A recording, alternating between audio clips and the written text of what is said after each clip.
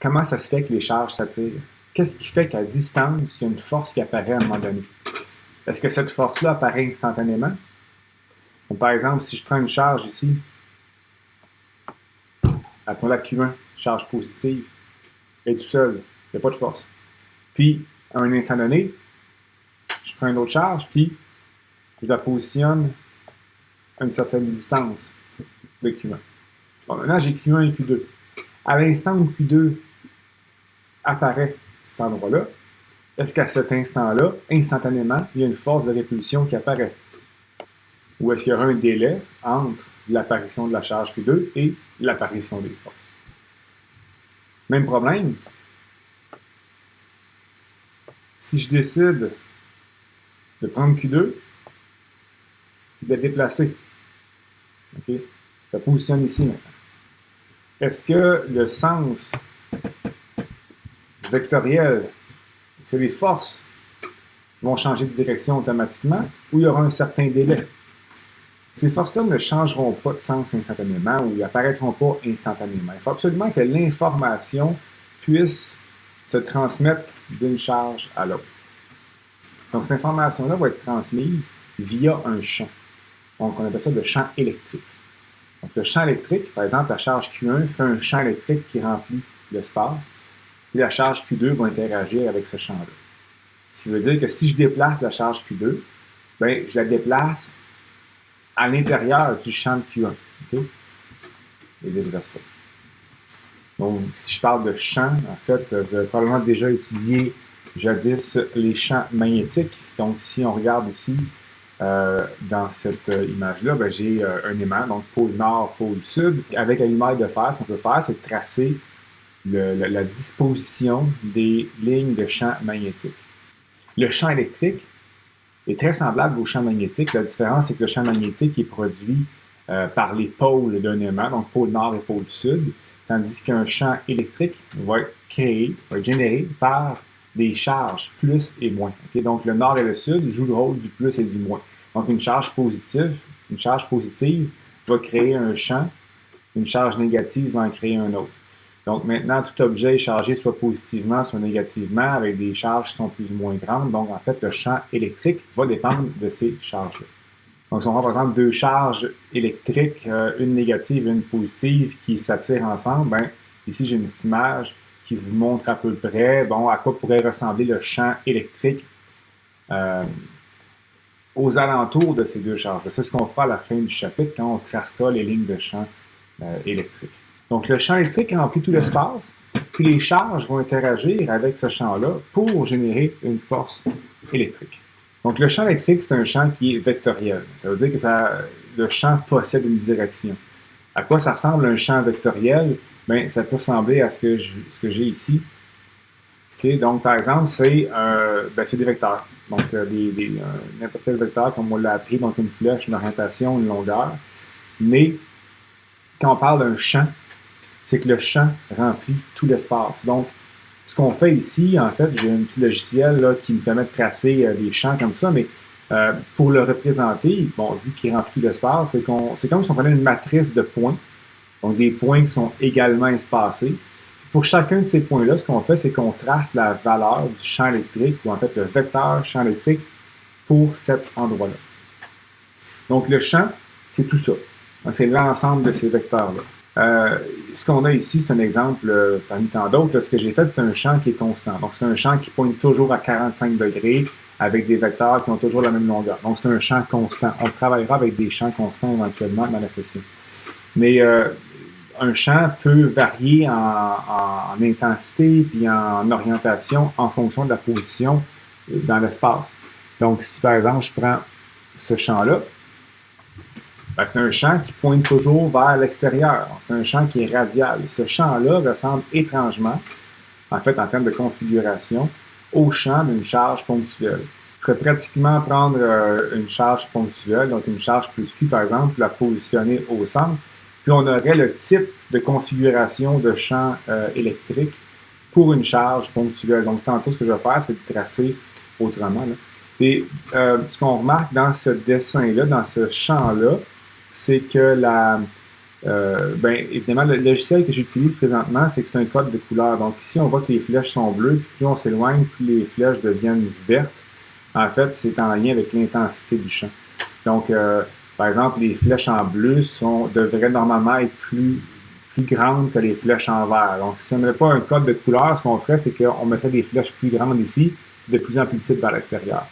Donc, une autre façon de tracer nos champs électriques, donc je prends encore ma charge ponctuelle, positive, plus Q. Quand je parle de charge ponctuelle, quand vous voyez ce terme-là, dites-vous que ponctuel, ça veut dire c'est que la charge est contenue dans un point qui est infiniment petit. Et donc, c'est un peu comme si on négligeait le rayon de la charge. Donc, c'est pas une sphère de rayon R, c'est une charge ponctuelle dans un petit point. Toute la charge est contenue là-dedans. Mon champ électrique, ça ressemblait à ça, en fait. Okay? Donc, c'est arbitraire. J'ai décidé ici de faire 8 lignes de champ. Donc, tantôt, sur mon autre dessin, c'était un champ sous forme vectorielle. Donc, j'avais vraiment des vecteurs pour chaque point de l'espace. Ici, ce que je représente, c'est un peu le même principe, mais c'est une autre façon de le voir, c'est des lignes de champ. Donc, si j'ai 8 lignes de champ qui sortent de la charge, qui partent de la charge, je peux pas avoir des lignes de champ qui apparaissent ici. Là. Donc, ce qui va arriver, en fait, c'est que ces lignes de champ-là vont se distribuer dans l'espace. Si c'est une charge positive, par convention, le champ électrique pointe toujours vers l'extérieur. Donc, je vais avoir un sens vectoriel pour mon champ électrique. Donc, le champ électrique sera la lettre E. On lui réserve la lettre E. Ce qu'il faut comprendre, c'est qu'il n'y a jamais deux lignes de champ électrique qui se croisent. Okay? Donc, si on regarde le champ total d'une distribution de charge, il n'y aura jamais deux lignes de champ électrique qui vont se croiser. Et puis, l'autre chose, c'est que l'intensité du champ électrique est proportionnelle à la distance entre les lignes électriques. Okay? Les lignes de champ électrique. Maintenant, ce champ-là, je vais l'appeler E1 parce que c'est la charge Q1 qui le fait. Là, ce qui arrive, c'est que dans ce champ-là, ce que je vais faire, c'est que je vais prendre une charge Q2, puis je vais l'amener à proximité. Donc, je prends, disons, la charge Q2, puis je vais l'amener juste ici. Bon, je vais s'arranger pour que ça passe sur une ligne de champ, ça va être plus beau. Donc, cette charge-là, une fois qu'elle est à proximité de la charge Q1, bien là, il y aura interaction. Mais l'interaction se fait entre Q2 et le champ E1. Okay? Donc, ce qu'on sait, c'est que, si on prend votre Coulomb, c'est qu'on a forcément une force de répulsion entre nos deux charges. Cette force-là est générée par l'interaction entre la charge et le champ. Donc, si on se rappelle, la loi de Coulomb, donc si je prends par exemple F 1 sur 2, on avait cette équation-là. Okay? Donc, ça me donne la force électrique agissant sur Q2. Ce que je vais faire ici, vu que Q2 est comme, si on veut, la charge qui est variable ici, là, je vais juste la mettre en évidence. Bon, ce que je veux vous faire remarquer ici, c'est que le terme U1A2, donc on a vu comment le trouver au chapitre 1, mais si je prends la charge Q2 puis je la déplace, là, en fait, ce qu'on remarque, c'est que le vecteur unitaire U de 1 à 2, c'est un vecteur qui est toujours orienté dans le rayon. Donc, par exemple, ici, si je le trace, mon vecteur U1 à 2, bien, il est orienté vers l'extérieur. Si je prends ma charge Q2 puis que je la déplace puis que je la mets ici, admettons, bien, je vais encore avoir une force électrique qui est, dans ce cas-ci, vers le bas. Puis si je trace le vecteur unitaire U1 à 2, il va pointer vers le bas.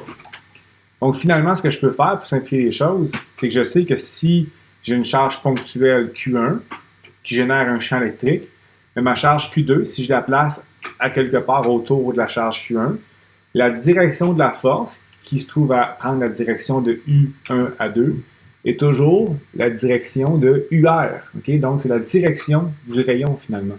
Donc, je peux changer ce terme-là ici par UR. J'ai une expression, en fait, qui est intéressante parce que on voit que bien, le terme de droite, ce terme-là, dépend seulement des caractéristiques de Q1. Donc, si je prends la charge Q1, bien, si je connais sa grandeur, j'ai Q1. Puis R va correspondre à la position de la charge Q2 par rapport à la charge Q1. Donc en fait, ce que je vous annonce, c'est que ce terme-là à droite, ici, correspond au champ électrique de la charge 1. Donc quand je connais la distance à la charge, donc R, je peux déduire la grandeur du champ électrique, puis bien évidemment son orientation, c'est toujours pareil, c'est toujours vers l'extérieur, c'est UR. Donc, la loi de Coulomb prend une autre forme, celle-ci. Okay? Donc, la force électrique, en fait, c'est l'interaction entre Q2 et le champ électrique de Q1. Si je change le signe de Q2, ben, tout fonctionne. Dans le fond, E1 ne changera pas, mais je vais changer le sens du vecteur. Okay? Maintenant, tout ça est symétrique, parce que si je regarde la situation d'un autre point de vue, je pourrais aussi dire que c'est la charge Q1 qui interagit avec le champ de la charge Q2. Donc, si je prends encore une fois la loi de Coulomb, mais cette fois-ci, je prends la force que 2 exerce sur 1. Là, ce que je vais faire, c'est mettre Q1 en évidence. Okay? Puis comme tantôt, en fait, ce qu'on remarque, c'est que le U2 sur 1 correspond au UR relatif à Q2. Okay? Donc, la direction radiale en partant de Q2. Donc, je peux remplacer ici par la force F2 appliquée sur 1. Ben, c'est Q1 fois le champ de E2. Donc, c'est Q1 qui interagit avec le champ de la charge 2. Donc, si on généralise tout ça, que pour une charge ponctuelle, donc quand j'ai deux charges qui interagissent ensemble, premièrement, ben, on a cette relation-là entre les deux charges. Donc, en gros, si j'ai un champ électrique, peu importe lequel, j'en fais un ici qui est uniforme, si je place une charge Q à l'intérieur de ce champ-là, ben, on aura toujours la relation suivante, c'est que la force électrique, okay? Donc, en général, quand je place une charge Q dans un champ électrique E, je génère une force électrique qui est égale à Q fois E. Donc, cette force-là, ici, pointerait dans la direction du champ électrique. La raison est que la charge Q est positive. Si ma charge Q est négative, qu'est-ce qui arrive? C'est que la force électrique change de sens. Okay? Et ce que je peux ajouter, c'est que pour une charge ponctuelle, le champ électrique s'exprime toujours comme KQ sur R, UR.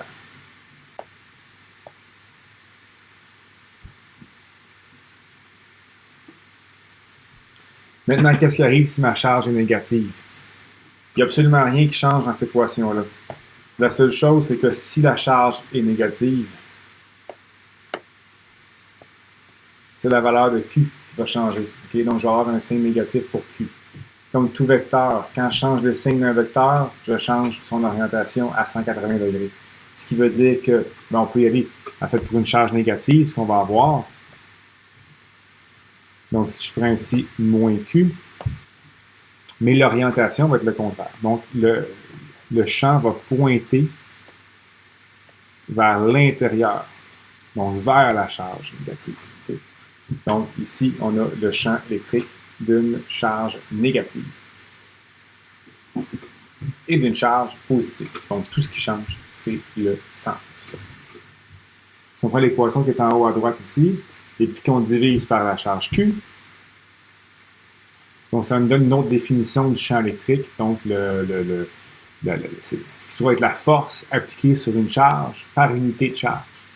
Donc en réalité, on en déduit aussi que les unités du champ électrique sont des newtons par coulomb. Okay? Donc des newtons par coulomb.